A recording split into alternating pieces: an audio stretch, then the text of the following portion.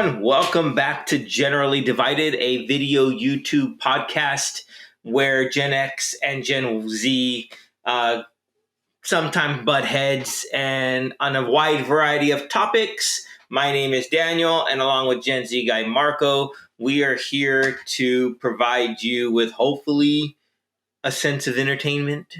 Hopefully you're getting something out of this other than just wanting to throw your phone across the wall, across the room against the wall, stomp on it with your foot.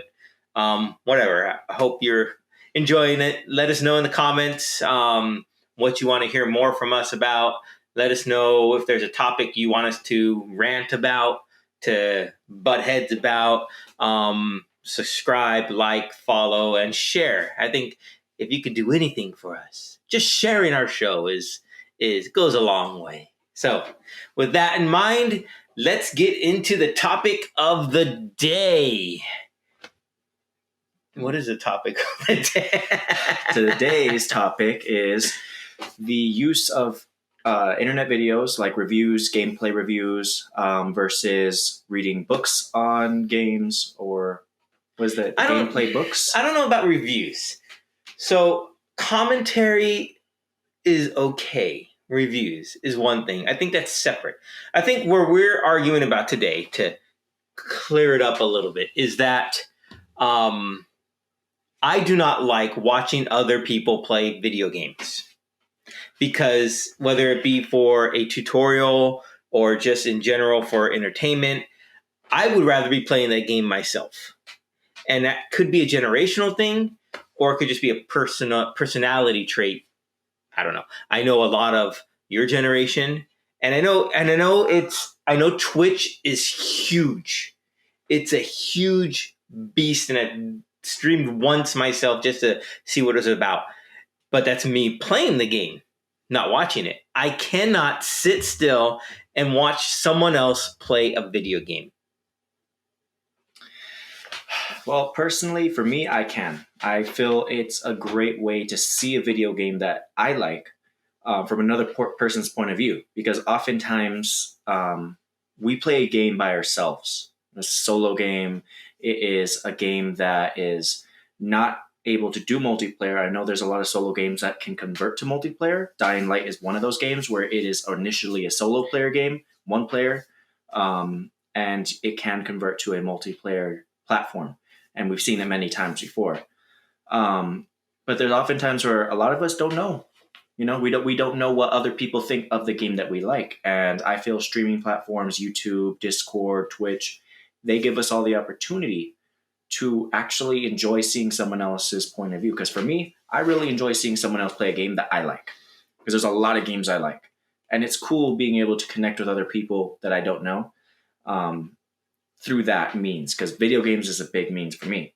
That's amazing. If I can connect with somebody through video games, golden, because I love video games. That's my world right there.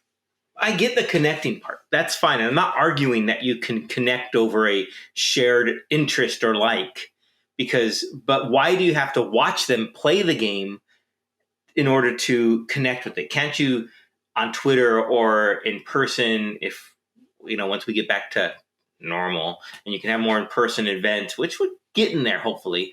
But even over Facebook or other social medias where you can talk about your shared experiences. I don't have a problem with that. Talking to someone, hey, did you play Skyrim? Oh yeah, I played Skyrim. I love that game, single player game.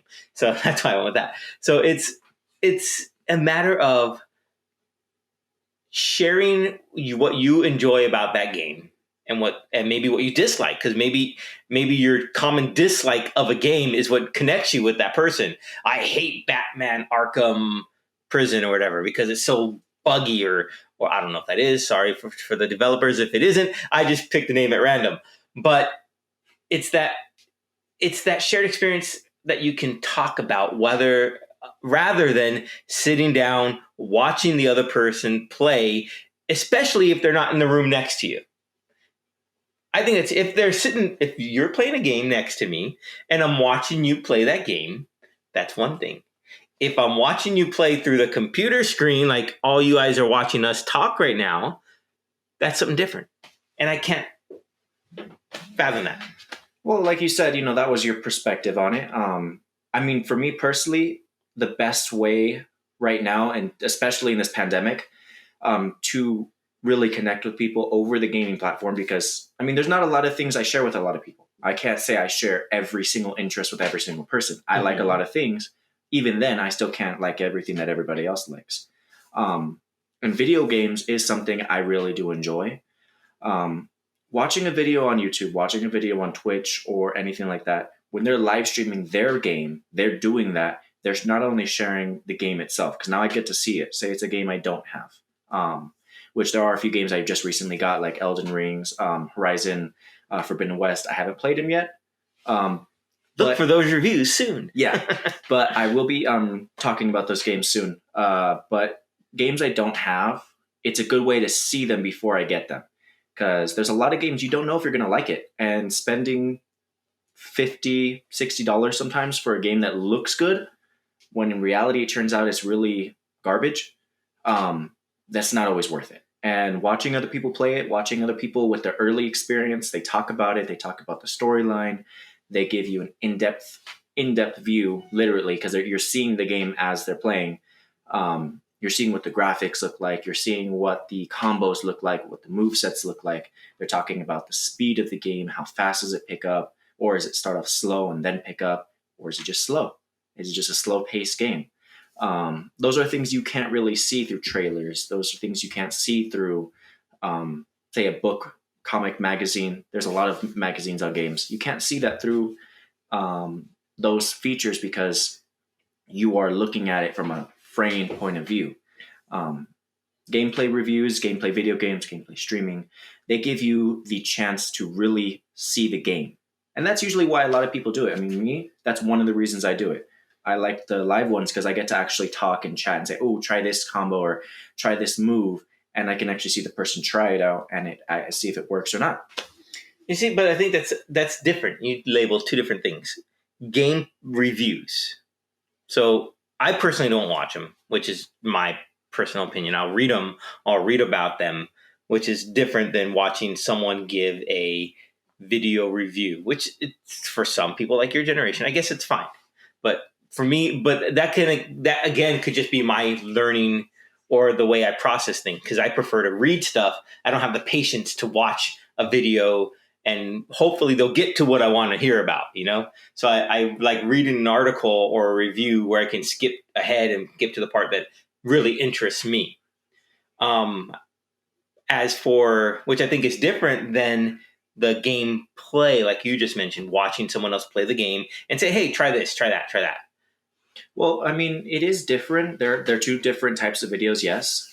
But they're in the same premise. You're sitting there watching them play the game, because a gameplay review is them talking about it, which is a lot of streamers, a lot of them do talk about it. They talk about what they like from the game, what they enjoy, what it's about. And then the gameplay video is just talking about, hey, this is the game. This is what you're going to see. This is what it's going to look like. They kind of lay it out for you. I've watched a lot of gameplay videos where they just show you, this is what they kind of lay it out thick. This is what the game is. Mm-hmm. And they just let you see the game without too much commentary, which I like those too, because it kind of gives me an idea too, on the same premise as a gameplay review. It lets me see, what does this game look like? What does it feel like? And it's especially prevalent nowadays where we can't really go into GameStop and sit there and have a long chat with people because everyone's in and out and they're trying to move. Yeah. Pandemic. Well, I think it all comes down to then playable demos, right? Mm-hmm. So if those were, because there used to be a lot of the major games would have a playable demo that you could download onto or get a disc and play on your system. So you could see if you liked the game before you bought it, before you shelled out the $50, $60, $70 to the company, which then becomes non-returnable, right? Yeah. So that's what the demos were great. Haven't seen a lot of those recently. I know, I'm pretty sure they still have them. I just haven't seen them, especially on the newest platform that I've gotten into, which is the VR Oculus world. They unfortunately, I want to try out Resident Evil 4. I want to try out some of the other games, like the Star Wars game that's on there. But I can't. And now I know the return policy on Oculus is 2 weeks if you have less than 2 hours of gameplay, which is great. haven't gone down that route. Had they have a demo version of it, which, if you don't know, a demo version is usually a tutorial level or a smaller just game little level of it where you can see if you like the game before you buy it. So I wish that those were more prevalent, because I guess I'm more of a hands-on person. Instead of watching someone tell me about it or seeing it, I want to see it for it myself. Yeah, no, that's the case for a lot of people. I mean, there still are some demos for some big games. I know The Matrix, they have a game on PS5 and they released a demo. And it's not that, it's already out and they're trying to just let people test it. They're letting people see what they have right now. And it's just like the system. I thought that was more of the Unreal Engine 5 demo. It's showing people what the Unreal Engine, which is going to be the graphic component part of the game, the Unreal Engine can do, what it can appearances and what it's going to look like, and it looks phenomenal. Yeah, it really does look really good. And I'm sure once they roll that out to all the major AAA game platforms, and like the new Grand Theft Auto will probably be built on it, a lot of other new multiplayer games will be built on it, and it's just going to blow everyone's mind away. Because I played a little bit of that, and it was great. Yeah, it was amazing. That was honestly something I'm really looking forward to seeing stuff like that come out, because that is an amazing engine. But yeah, no, for me personally, it's not always easy to get a demo. There's not always demos. It's not, of course, especially now. I do know that a lot of games before, yes, you're right, had demos, and that was the route before. I used to hate watching videos of playing games. I just wanted to play the game myself. It kind of changed as the times changed, because there's not a platform. Are you saying I'm stuck in my ways? Yes, you are stuck in the old ways. Are you saying I'm just an old guy who's not willing to adapt and change to watching other people play video games to get my fix? Yes, that's accurate. If you're in the comments, tell me if you agree. He's stuck in his ways. Hey, there's nothing wrong with my point of view. Just like it works for me, I'm sure yours works for you. What works for you guys out there?